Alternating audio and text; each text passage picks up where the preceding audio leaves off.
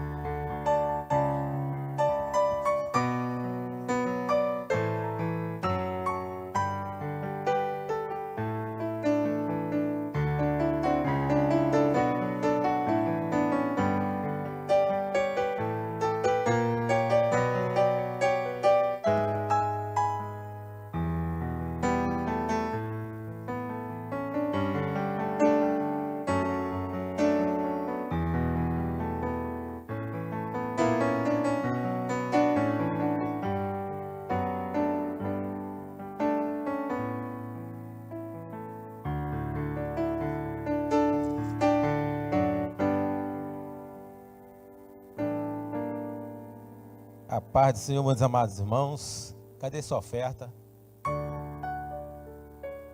Amém. Apresente diante do Senhor. Pai querido, graças te damos, ó Deus, por tudo que tu tens feito sobre as nossas vidas, Pai. Tem nos abençoado, Deus. Tem, Senhor Deus, nos sustentado aqui, ó Deus, na tua casa, na tua presença. Deus, te peço agora, Senhor Deus, que tu venha abençoar grandemente o teu povo, ó Pai querido. Venha, Senhor Deus querido, de uma maneira poderosa, sobrenatural, sobre a vida dos teus filhos, ó Deus querido. Te louvamos e bendizemos, Senhor Deus, porque tu és Deus sobre as nossas vidas. Em nome de Jesus, ó Pai. Amém. Passa aí para a extremidade a sua oferta. Quem for dizimar, tem uns gasofilaços aqui na frente.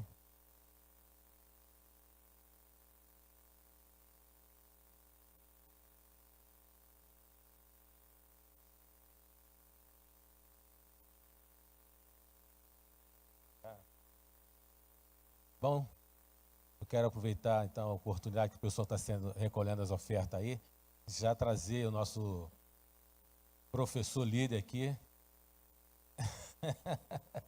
superintendente dessa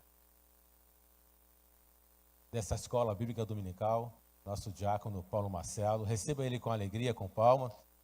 Deus venha abençoar grandemente a vida dele e nos abençoar nessa manhã. Aleluia. Aproveitando aí o momento, vamos liberar as classes, né?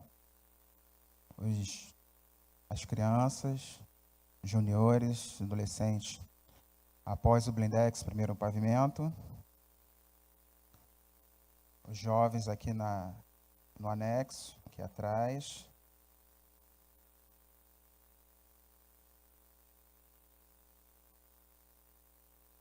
E nós, os adultos, peço, quem está aí da mídia para trás, venha para frente, vamos estar usufruindo da lição juntos. Amém? Hoje, nossa lição ela será bem sintética por causa que a gente não teve a primeira lição, né? Mas hoje vamos dar uma pequena pincelada aí nela, junto com a lição 2. A lição hoje é a lição de número 2, Mateus, o Evangelho do Reino. Nosso texto bíblico básico está em Mateus capítulo 7, versículos 21 ao 23, e o capítulo 18, versículos 1 ao 3. Vamos fazer uma leitura responsiva. Amém, igreja? Eu lerei o primeiro, os irmãos o segundo e assim sucessivamente.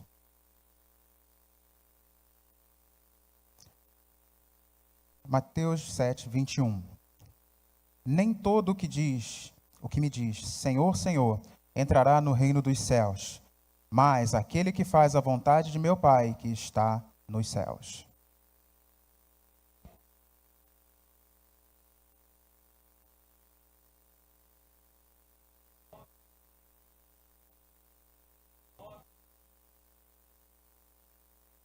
E, então, lhes direi abertamente, nunca vos conheci, apartai-vos de mim, vós que praticais a iniquidade. Mateus 18, versículo 1.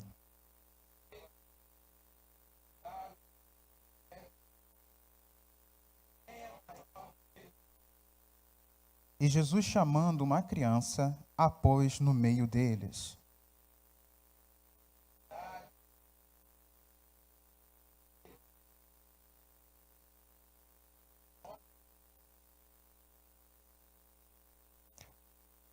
O nosso textual está em Mateus capítulo 6, versículo 33, que é a tônica praticamente dessas 3 primeiras lições, que diz, mas buscai primeiro o reino de Deus e a sua justiça, e todas essas coisas vos serão acrescentadas.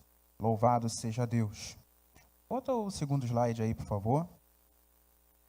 Nossos objetivos são compreender a atuação e a manifestação do reino em todas as esferas, entender que existem princípios éticos, morais e espirituais que normatizam o reino e crer que nos tornamos cidadãos do reino de Deus por intermédio da fé em Cristo. Louvado seja Deus. O pastor Myles Monroe, ele tem um livro chamado Compreendendo o Reino. E neste livro, ele define o reino como sendo o governo de um rei sobre seu território, influenciando-o com a sua vontade pessoal, seu propósito e seus intentos, produzindo cultura, valores, código moral e,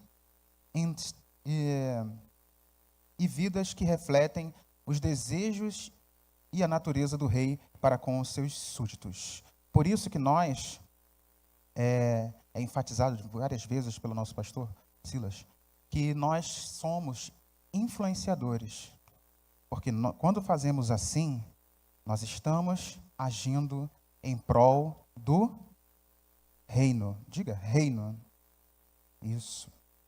Você é um agente do reino. Próximo slide. Não podia deixar de fazer um prólogo aí, né, já para não deixar um hiato em relação à primeira lição. Falando de Mateus, o escritor. Ele é também conhecido como Levi, muito conhecido de nós, né, coletor de impostos, que atendeu ao chamado do rei. Está lá Mateus 9, versículo 9.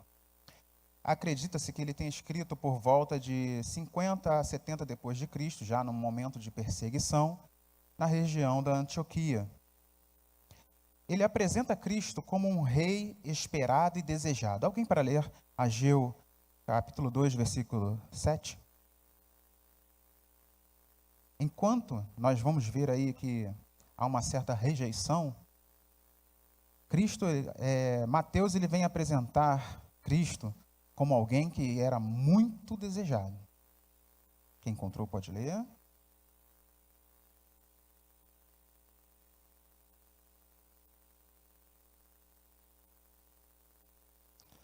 Ageu 2:7. Pega Mateus e vem voltando aí ao Antigo Testamento.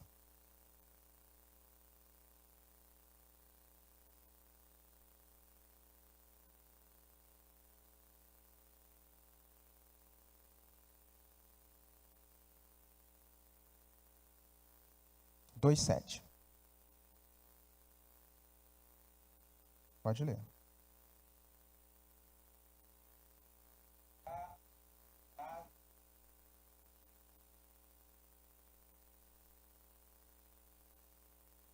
Encherei esta casa de...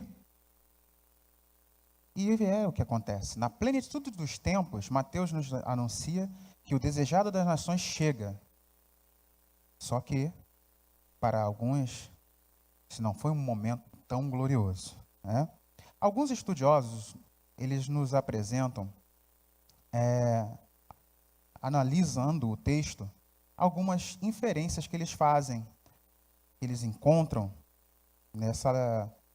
em toda essa análise textual de Mateus. E uma dessas eu gostaria de aproveitar e trazer. Próximo slide, você que gosta de anotar, essa é uma coisa para se anotar mesmo, tá? Guarde isso. Mateus, ele apresenta, dentro de Mateus, alguns estudiosos, teólogos, encontram um apontamento para o Pentateuco, né? Porque Mateus se preocupa em expressar que tudo o que Cristo faz e a sua manifestação sobre a terra é para que se cumpra alguma profecia. E Cristo, você vê lendo os evangelhos, ele tem essa preocupação em cumprir a Tanakh. Não somente a Torá, que é o T, é o Tá, mas o Neviim, os profetas e o Ketuvim. Por isso o acróstico Tanakh.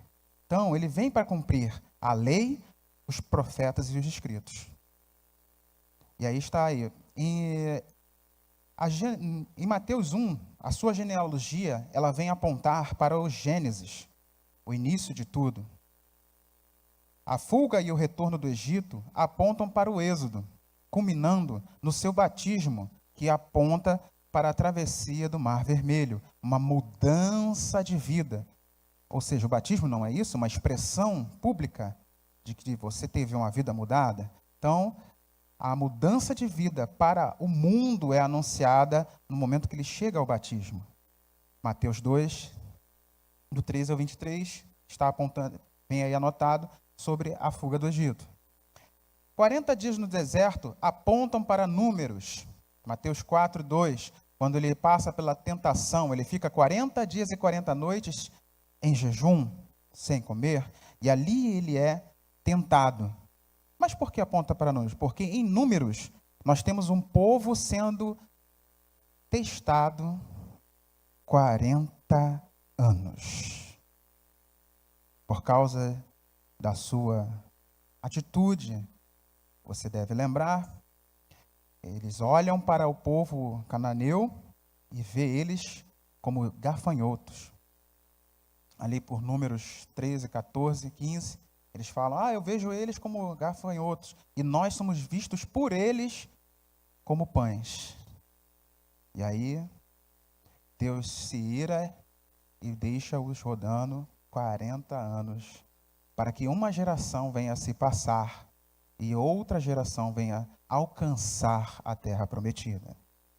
O Sermão do Monte, que é um compilado de leis morais e éticas, vem apontando para Deuteronômio, Mateus capítulo 5 ao capítulo 7, ou seja, o Sermão do Monte. Nós vemos no deserto, o povo recebeu as leis. No monte, nós recebemos a lei reinterpretada. Porque naquela época, os fariseus e saduceus, eles tinham as suas próprias interpretações da lei. E aí eles colocavam fardos pesados ao povo dentro daquilo que eles entendiam da lei. Só que Cristo vem trazer a real interpretação da lei no Sermão do Monte, trazendo o povo de volta à visão correta do reino. Porque os fariseus, nós vemos Cristo em uma destas passagens, falar que os fariseus eles dizimavam o coentro, o cominho, mas arrumavam desculpas como Corbã para se beneficiarem daquilo que o povo tinha. Certo? Próximo slide. Ainda na lição 1. Jesus, o Rei dos Reis. Ele tem uma linhagem incomparável. Ele é filho de Davi, o homem segundo o coração de Deus. Filho de Abraão também. Está aí, Mateus 1:1. E aí alguém pode chegar e me perguntar, por que não colocou invertida a sequência? Porque Mateus ele vem apontar Cristo dentro de uma linhagem real. E aí, dessa linhagem ir descendo até as primeiras gerações. Amém? E nós temos aí 4 ascendentes improváveis. No versículo 3, Tamar, que ia ser apedrejada por estar grávida, né? Mesmo sendo viúva. Raabe, a prostituta, já por ser quem não deveria, né? Diante dos olhos humanos, diante do que nós sabemos entendemos sobre linhagem real, Raabe não deveria estar aí. Ruth, que é moabita, e Batseba, essa, né, a mulher de Urias. Ele fala aí no texto, no versículo 6, a mulher de Urias. Então, é outro ascendente improvável de Jesus. Mas o que nós podemos tirar disso aqui? Naquela época, as mulheres tinham uma posição muito favorável. Certo, mulheres? Sim ou não? Sim ou não? Não. As mulheres chegavam ao nível de um objeto. E aqui, já na linhagem real, nós temos a colocação da mulher em uma posição, de evidência. Uma posição correta. Valor. Já vemos valor aqui. Temos aí como arauto, no slide, João Batista, porque todo rei, quando ele chega a um outro reino, ele tem alguém para anunciar a sua chegada. Este é o arauto. E olha só que interessante.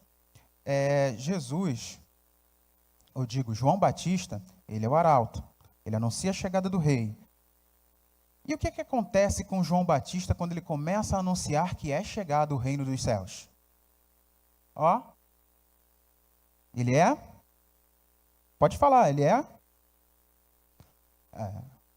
Pois é preso, depois, perde a cabeça. Você sabe o que significa isso? Quando você mata o arauto ou um embaixador, você está declarando guerra ao reino que está sendo anunciado. Já na chegada, Jesus recebe já a primeira declaração de guerra. Ele não sabia? Sabia a guerra que iria enfrentar. Então, João Batista, Mateus 3:2. No terceiro ponto aí, nascido rei desde a eternidade, Mateus 2:2. Ele é declarado rei em sua morte. Mateus 27:37. Estava inscrito em hebraico, aramaico e romano, né? Jesus, rei dos... Rei de quem, igreja? Dos judeus. Rei dos judeus.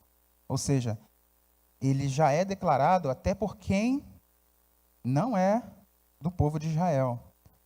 O próprio Pilatos, ele ordena que coloque lá a placa.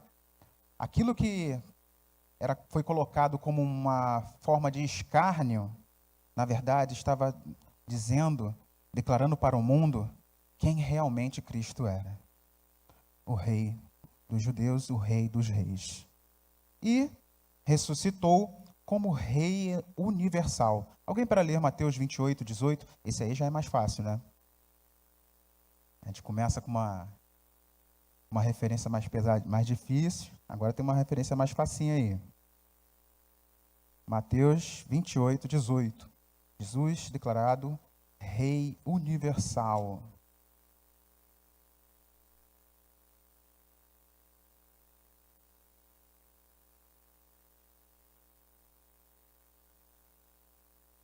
Todo o poder foi lhe dado no céu e... Então eu posso afirmar, Cristo é o nosso Rei universal. Ele tem todo o poder, ele é dono de todas as coisas. Desde a antiguidade, Jesus é Rei, de fato.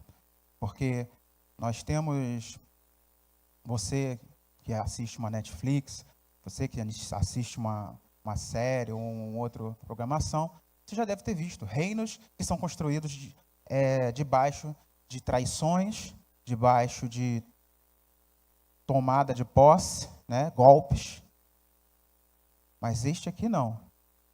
Porque o reino, ele é definido por DNA.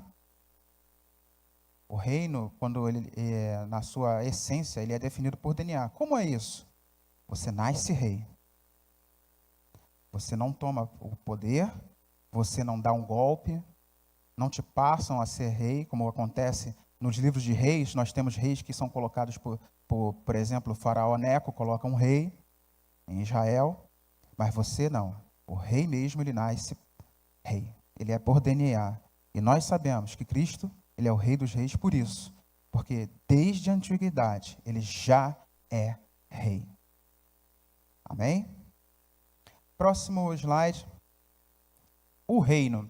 Jesus, ele pregou as boas novas, do grego evangelho, né? Do reino, que no grego é basileia. E esse reino, ele é multiforme.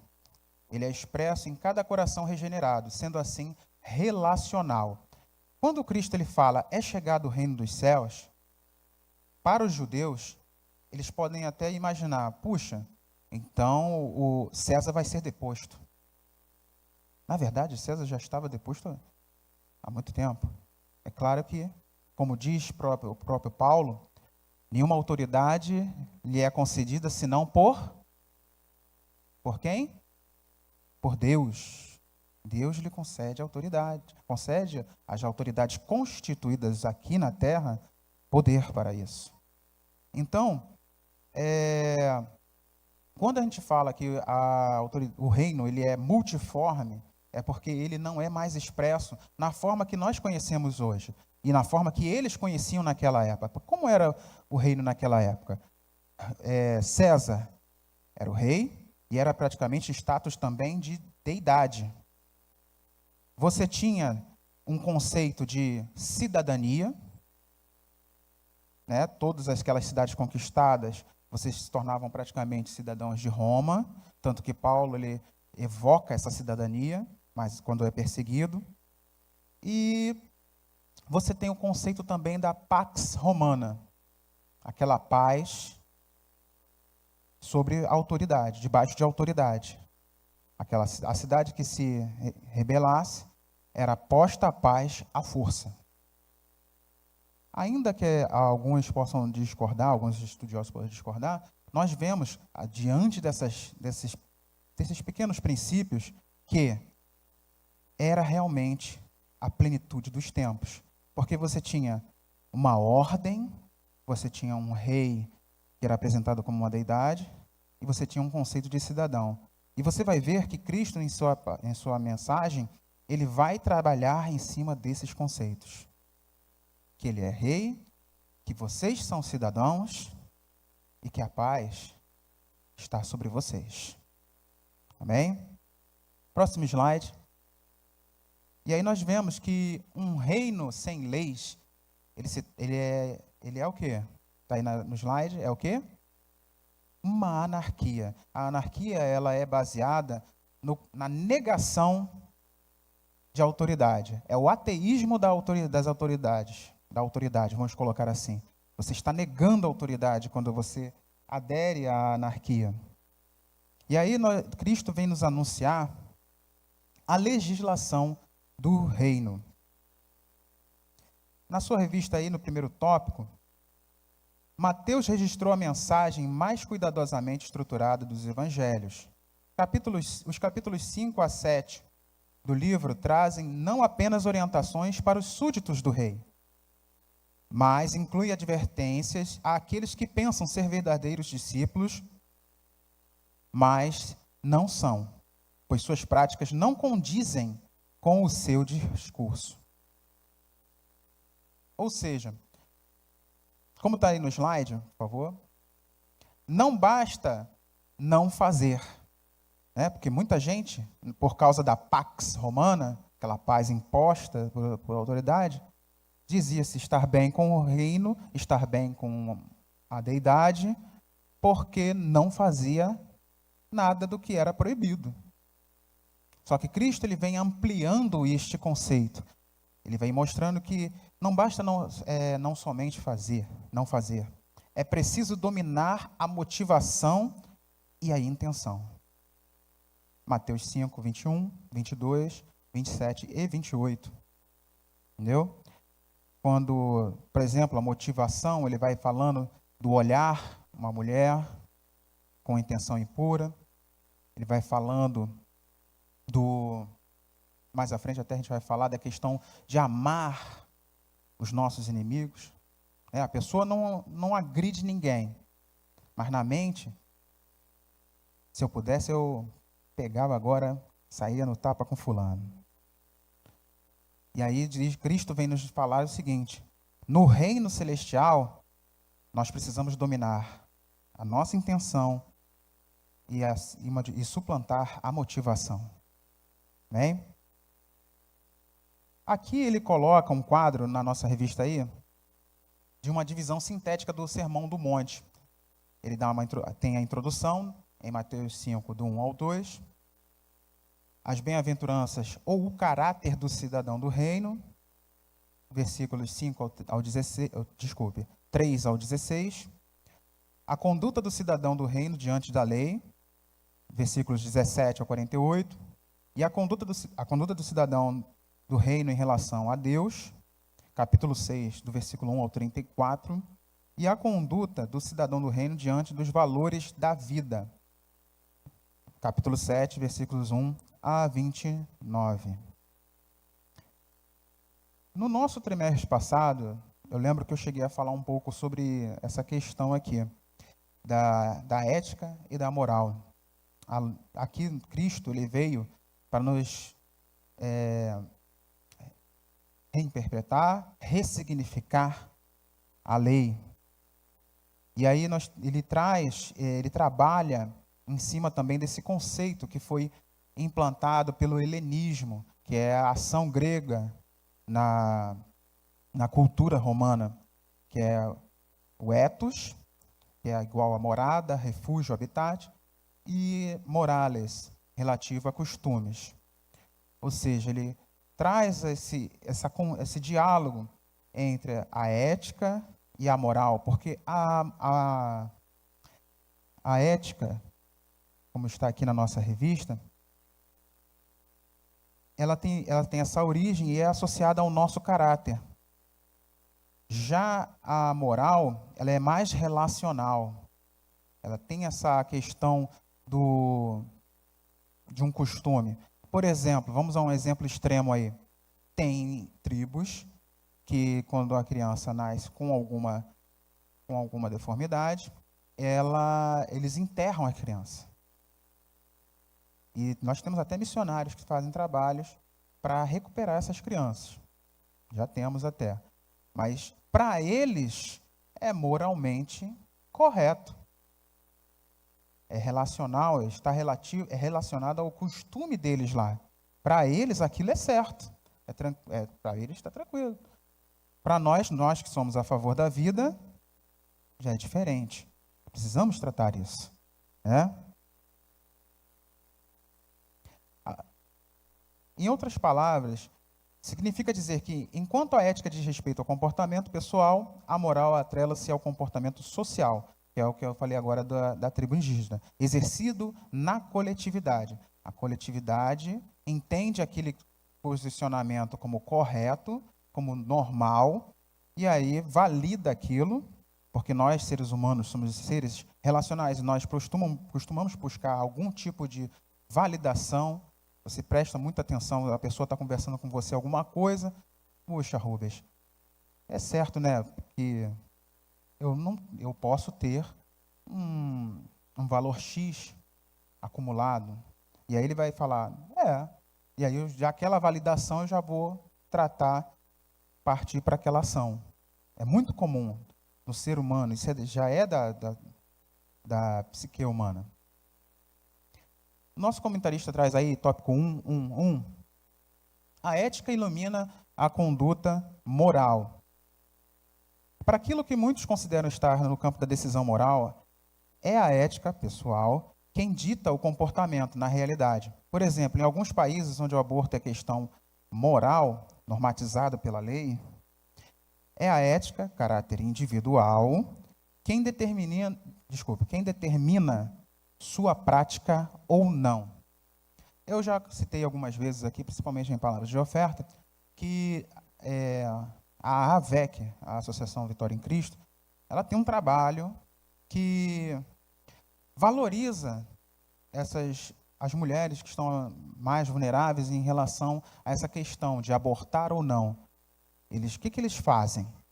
Eles vão de encontro às meninas que têm uma gravidez indesejada, ou essa gravidez foi fruto de um estupro, e dão apoio a elas.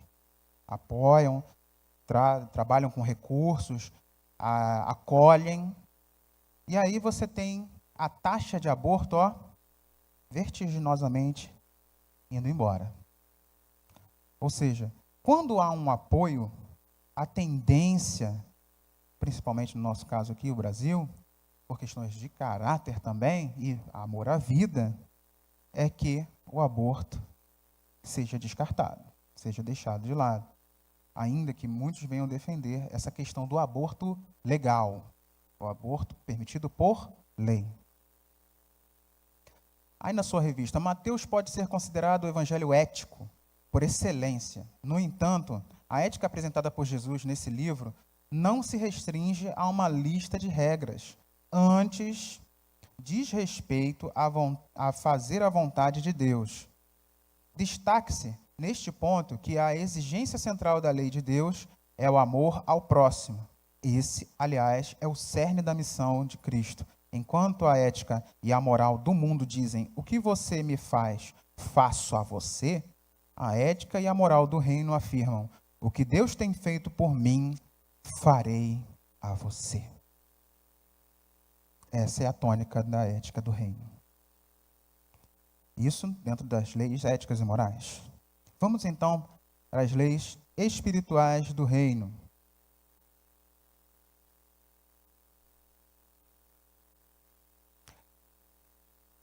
Uma reforma eficiente começa de dentro para fora. O reino de Deus encontra-se no campo da espiritualidade.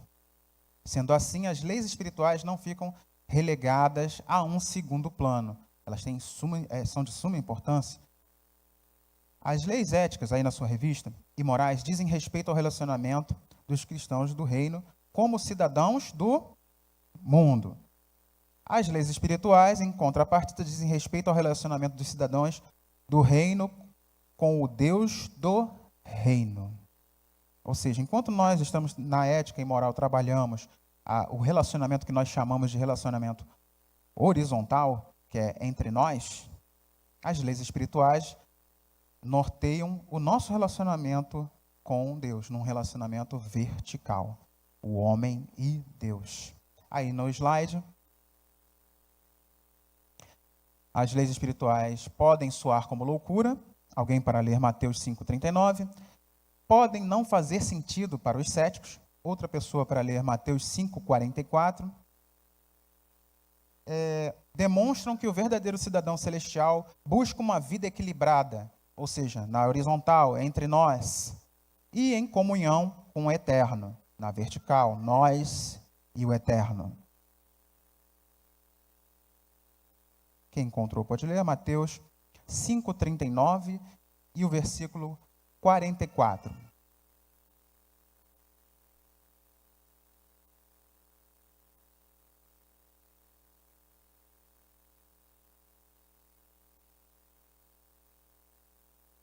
Se alguém bater na sua face, oferece a outra. Você vai dizer isso para alguém aí fora, o que ele vai dizer? Que você está? O reino de Deus parece loucura. 5,44.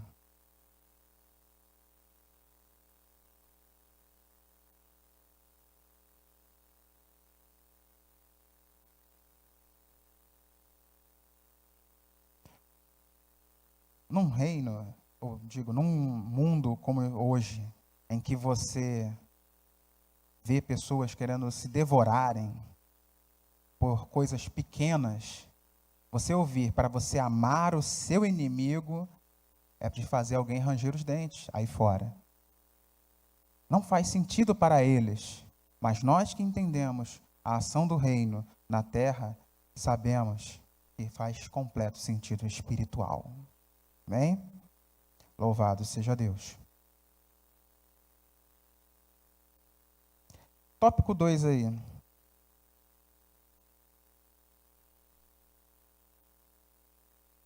Como ser um cidadão do reino? Tem esse slide aí? Aqui o meu falhou. É o tópico 2. Ser um cidadão. Tem não, né? Tudo bem. E aí vem 3 recomendações bem diretas ao ponto.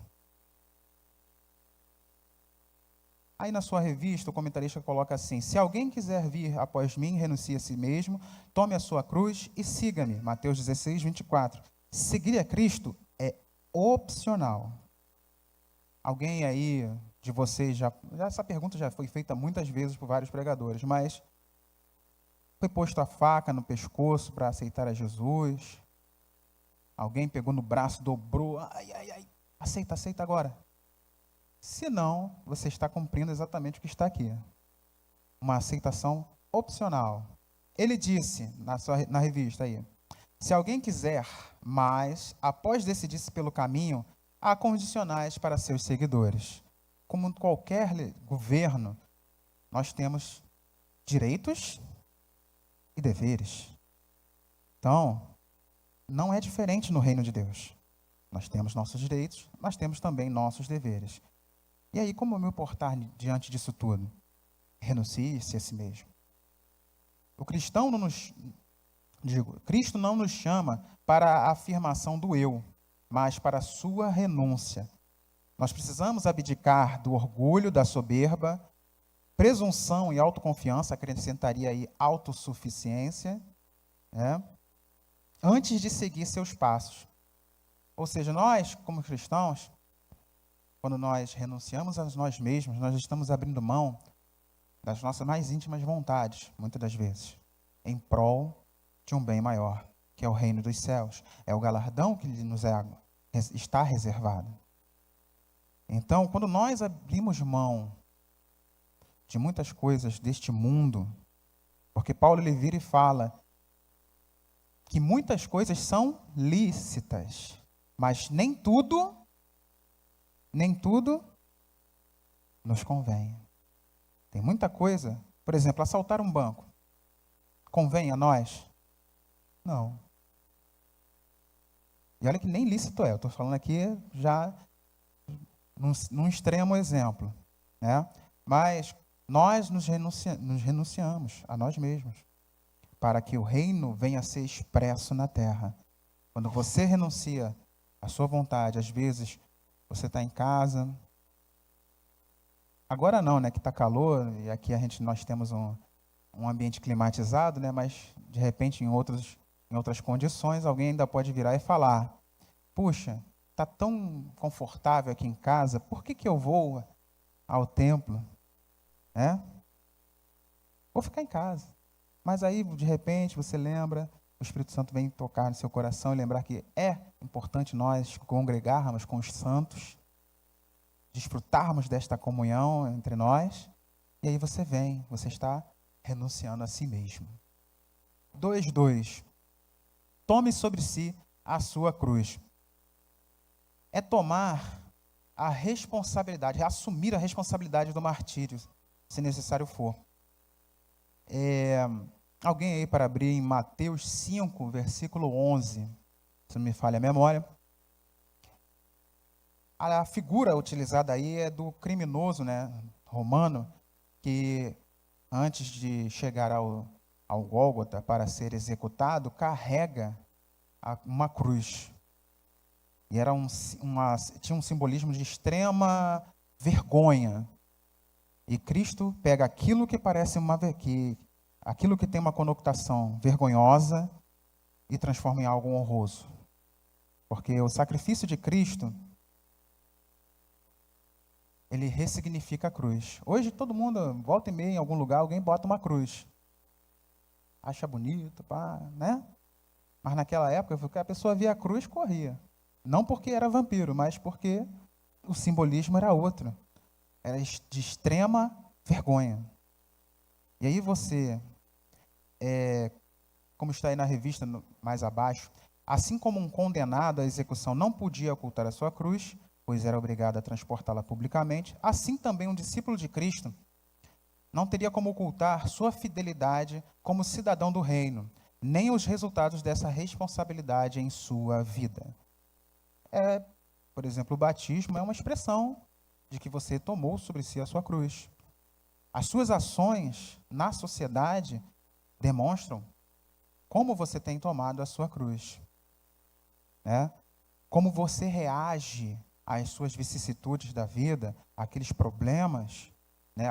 O quanto de confiança você expressa a Deus demonstra o tomar sobre si a cruz. Amém? Há muitos crentes sem cruz, mas vida cristã sem responsabilidade para com o reino não existe. 2:3. Siga-me. Esta condicional diz respeito a seguir a Cristo diária e constantemente, não apenas por um determinado tempo. Segui-lo e imitá-lo. É fazer o que ele faria em nosso lugar. Existe um filme chamado Em Nossos Passos, O que Faria Jesus. E aí, é um filme bem impactante e nos faz meditar. E a tônica é essa mesma. A gente olhar para aquela situação que se levanta diante de nós e imaginar o que Cristo faria no meu lugar. Como eu agiria se eu fosse agir como Cristo? Lembrando que Cristo é o nosso exemplo maior. Cristo, ele mesmo açoitado, humilhado, moído, como está em Isaías, ele não voltou atrás. Então nós temos que fazer diferente do mancebo de qualidade, que é apresentado em Mateus 19, se não me falha a memória. Ele chega para Jesus, se apresenta como o cara, né? Eu guardo todos os mandamentos. E aí Cristo, no primeiro, no segundo, já foi jogando por terra toda aquela pompa que ele apresentou. Que ele vira e fala: vende tudo que tens e me segue. Simples. Mas para ele, custava muito, custaria tudo. E para Cristo, quanto custou a nossa alma? Não custou tudo? E aí Cristo, infelizmente, olha para aquele mancebo, dá aquela declaração a respeito dos ricos, lembrando que não é impossível, pode ser um pouco mais difícil, por causa que, mais do que naquela época, em que Paulo já fala, né, que o amor ao dinheiro é a raiz de todos os males, ou muitos deles, hoje as pessoas estão sendo usadas e as coisas estão sendo amadas. Hoje, o físico palpável é o que é o amado, não as pessoas que se relacionam. Nós temos uma distância muito grande, não é verdade? Mas nós, como cidadãos do céu, que seguimos o reino, devemos fazer o contrário. Amar as pessoas, relacionar-se com as pessoas e usar as coisas, porque esta é a função delas. Amém? O cidadão do reino dos céus é fiel a Cristo, não apenas no início da jornada. Ao contrário, ele anda em suas pegadas. 1 Pedro 2, 21. Finalizando aí, o exemplo do maratonista. Você tem uma jornada e aí você pensa, puxa, vamos logo dar toda a força. Mas o maratonista, ele não faz isso. Ele vai constante. Você vê, às vezes, por exemplo, uma São Silvestre, você vê que o cara vai lá num ritmo, de repente, mais bem próximo do final, ele pode dar aquela arrancada, mas o ritmo, ele é constante. E Paulo, ele nos recomenda, sede firmes e constantes, sempre abundantes. Que o galardão está aguardando. Amém? Louvado seja Deus. Tópico 3. Um reino transcendente. Mateus 6,10, ele diz: venha o teu reino, seja feita a tua vontade, assim na terra como no... É bem conhecido, está na nossa oração, nós conhecemos como oração modelo, e ele expressa algumas verdades para nós a respeito do reino dos céus. Enquanto os reinos aqui na terra, eles são passageiros, efêmeros e locais, o reino celestial, ele é transcendente, ele vai além de 4 paredes, ele vai além de um território comum, ele vai além de uma continentalidade. Ele não está preso a essas amarras que nós temos físicas. Ele é um domínio universal, Mateus 5, 34, 35. E mesmo debaixo de governos humanos, o Rei Celestial opera em favor do seu povo na terra. Lembra do versículo que eu falei de Paulo? Sede sujeitos às autoridades, porque elas estão lá constituídas porque Deus o permitiu. Certo? Eu sei que muita gente gemeu num governo, agora tem muita gente dando glória no outro governo. Mas em todos eles, nós precisávamos ser e precisamos continuar sendo servos do reino, do Rei Celestial. Porque ele está operou naquele tempo, a operar muito mais à frente. Amém? Sua presença é real, diferente dos reis que passaram, pois interage diretamente com a terra. Salmo 24:1, alguém para ler, por favor?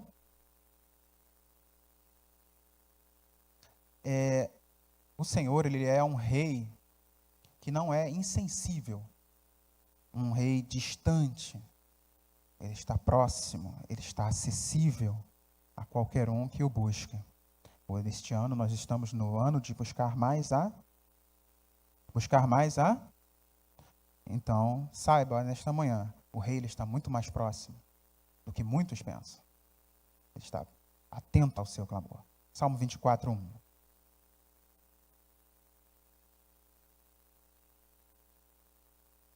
Ou seja, do Senhor é a terra, a sua plenitude, do mundo e os que nele, tudo pertence ao Senhor. Por isso, ele interage diretamente conosco. Interage diretamente conosco. O que seria de Josué se ele orasse, pedindo para que a terra e o sol parasse, e Deus não estivesse ali para interagir? Nada acontecesse. O que seria de nós? Porque essa vitória, passa pelas gerações até chegar a nós. Estava tudo debaixo da interação e do plano de Deus para a humanidade. Por isso, saiba, o Senhor, Ele é próximo. O Senhor, Ele está atento ao seu clamor. Ele está atento às suas dificuldades. Ele vê quando você chora em secreto. Ninguém vê, mas o Rei, Ele vê. No 3:1 aí, o comentarista na revista, ele fala: não podemos, falando do céu para a terra, ser alienados. Tá? Nós não podemos estar descolados da nossa realidade, no que diz respeito à cidadania terrena. Por isso que eu costumo dizer que nós temos já embutido em nós, quando aceitamos a Cristo, uma dupla cidadania, certo? Mas precisamos entender que o governo do reino espiritual, no qual estamos inseridos, emana do céu. Em outras palavras, não somos regidos por imposições terrenas, mas pela autoridade do Rei eterno. Amém? E da terra para o céu, 3:2. Assim como o céu interatua com a terra interage com o céu. Engana-se quem pensa que atitudes tomadas neste mundo não se refletem no céu. Mateus 10, 32, 33. O que fazemos aqui, seja bom ou mal, compromete nossa cidadania celestial. É como nós falamos sobre as leis do reino, que agora não está só no campo do fazer ou não fazer, mas sim motivação e intenção. E aí, para alguns, que defendem que quando morre, acaba aqui, aquilo que fizemos, está aí a comprovação de que isso vai seguir em frente. Quando nós temos certas atitudes aqui que não condizem com o reino, em breve será tomado contas no futuro, na instauração do reino dos reinos, o reino dos reinos, o reino de Cristo. É tomado contas. Ah, mas eu não vou ser tomado conta. É sim. Mesmo você, crente fiel, é tomado conta das suas obras. Já quem não não se porta como e não é tomado como cidadão do reino, aí sim serão tomadas contas de todas as suas atitudes nesta terra. Mas para nós está separado aí no tópico 3:3 o reino eterno. O tempo não pode influenciar o reino de Deus, pois ele é eternamente passado, presente e futuro. Lembro aí, coloco aí registrado, que o sacrifício de Cristo, ele está incluído nisso. Ele é transcendente, ele é eterno.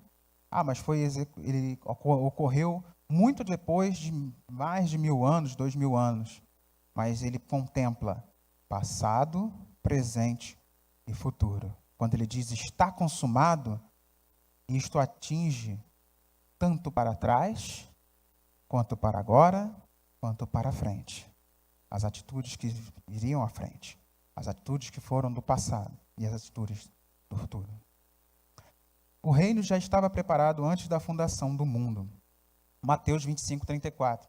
Desde a pregação de Jesus, ele está presente entre nós, mas em um futuro breve será estabelecido para sempre. Apocalipse 11, 15b. Alguém para ler, por favor? Somos cidadãos de um reino eterno. Você pode adorar a Deus por isso? Um reino eterno lhe aguarda. Será um momento de realização, será um momento de glória, porque do seu rosto ele limpará toda lágrima.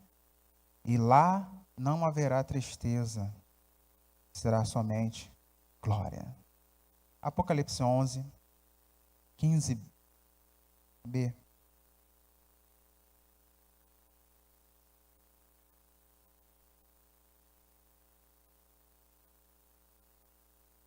Ele reinará para todo, de eternidade em eternidade. O Senhor, ele reina. Reina sobre esta terra. Reina sobre o cosmos. Reina sobre todo o universo. E você é chamado embaixador deste reino. Quando eu falei aqui de João Batista, eu incluo você aqui. Quando alguém está fazendo algo de ruim a você, ele não está fazendo só a uma pessoa, mas está fazendo contra um reino espiritual. Você, crente fiel, saiba. O último slide aí, por favor. O reino de Deus, ele deve ser experimentado, vivido, não apenas transmitido e ensinado. Enquanto aguardamos o reino escatológico, sua essência deve ser levada a cabo no tempo presente. Você é rei. Você é sacerdote. Por que você está dizendo isso? Porque Cristo, quando Ele nos traz o Espírito Santo, quando Ele nos traz o sacrifício vicário na cruz, Ele traz também a adoção do Pai. Por isso nós dizemos, Abba, Pai. Você também é herdeiro deste reino. Este reino está reservado a você. E saiba, como está no conceito, né, do já e ainda não, saiba, né, que você já está exercendo esse governo celestial, não na sua plenitude. Eis que a plenitude virá. Saiba nesta manhã que você é embaixador do reino de Deus. Você deve exercer esta influência com maestria. Busque mais a Deus neste trimestre. Busque mais a Jesus. Me faz recordar aqui uma frase que devemos falar pouco de nós mesmos. Nada das outras pessoas, mas muito de Jesus. Fale de Jesus. Exponha Jesus. Traga Jesus aos corações, porque é nossa função também povoar este reino. Não devemos ser egoístas, porque Cristo não o foi quando Ele veio há 2000 anos atrás, dizendo, é chegado o reino dos céus. Ponha-se de pé, aplauda ao Senhor, que Deus possa nos conceder um trimestre poderoso. Temos ainda muito a ver. Queria ter aqui para os amados, o governo do estado, ele sancionou um projeto de lei do deputado Samuel Malafaia. É o projeto de lei 4292/2018, que traz a escola dominical o patrimônio imaterial do estado do Rio de Janeiro. Mas o que é isso? É legal, né? Você ouvir assim, patrimônio imaterial, né? Maneiro. Mas o que é isso? Ele traz o status a escola dominical, o status de cultura e costumes do Rio de Janeiro. Quando ele transforma a escola dominical em um patrimônio, ele eleva a escola dominical a um status de tradição no Rio de Janeiro. Até mesmo porque, na nossa história, a escola dominical já vem desde 1850, pelos missionários escoceses Robert e Sarah Kelly. É claro que em 1840, Robert Hicks, na Europa, iniciou esse trabalho, em que crianças eram alfabetizadas através da Bíblia, E aí aproveitava-se para o reino de Deus a essas crianças, visando uma geração pura, uma geração em que o reino de Deus e o temor a Deus fosse expresso. Então hoje nós temos agora também esse status de patrimônio à escola dominical. Então quando você está vindo à escola dominical, você está expressando este patrimônio, você está, na verdade, nós que somos do reino de Deus, nós que professamos a Cristo, estou vendo aí, obrigado, nós já devíamos ter isso em nosso coração. Agora é expresso para a coletividade, para as pessoas que não creem em Cristo. Por que foi elevado no patrimônio imaterial? De repente vai gerar uma curiosidade. E aí nós teremos também, como embaixadores do reino, que incentivar. Tá? Nós temos também nesse mês, a leitura de Provérbios. Já estamos no dia 12. E é um para cada dia certinho, 31, né? Então, vamos manter a nossa leitura em dia, para que nós possamos cada dia crescer em conhecimento e graça diante de Deus, dos homens, na face da terra. Pastor Wilton, vamos estar orando, agradecendo a Deus, que o Senhor conceda um domingo de vitória para a sua vida. Que o Senhor ainda neste domingo venha vos surpreender, nos conceder bênção sem igual. Pai querido e amado, somos gratos, Senhor, pela Tua presença nesta manhã. Com o Senhor, através, Senhor, da Tua palavra, falando aos nossos corações, enchendo-nos, Senhor, do Teu Santo Espírito. Estamos, Senhor, conhecendo-Te, Senhor, em 4 dimensões, através dos evangelhos, ó Deus. Continua falando neste trimestre aos nossos corações, através dos professores, enchendo-nos, Senhor, do Teu Santo Espírito e da Tua graça. Dá-nos um domingo de vitória, um domingo abençoado, um domingo de Tua presença, ó Deus. À noite, Senhor, se conosco no culto à noite, trazendo, Senhor, frutos, vidas, almas, Senhor, ao Teu reino, porque precisamos, sim, como embaixadores do reino, povoar o Teu reino, o reino celestial. Se conosco, eu te peço e agradeço as bênçãos, em nome de Jesus. Amém. Aplaudo o Senhor, terminado em nome de Jesus.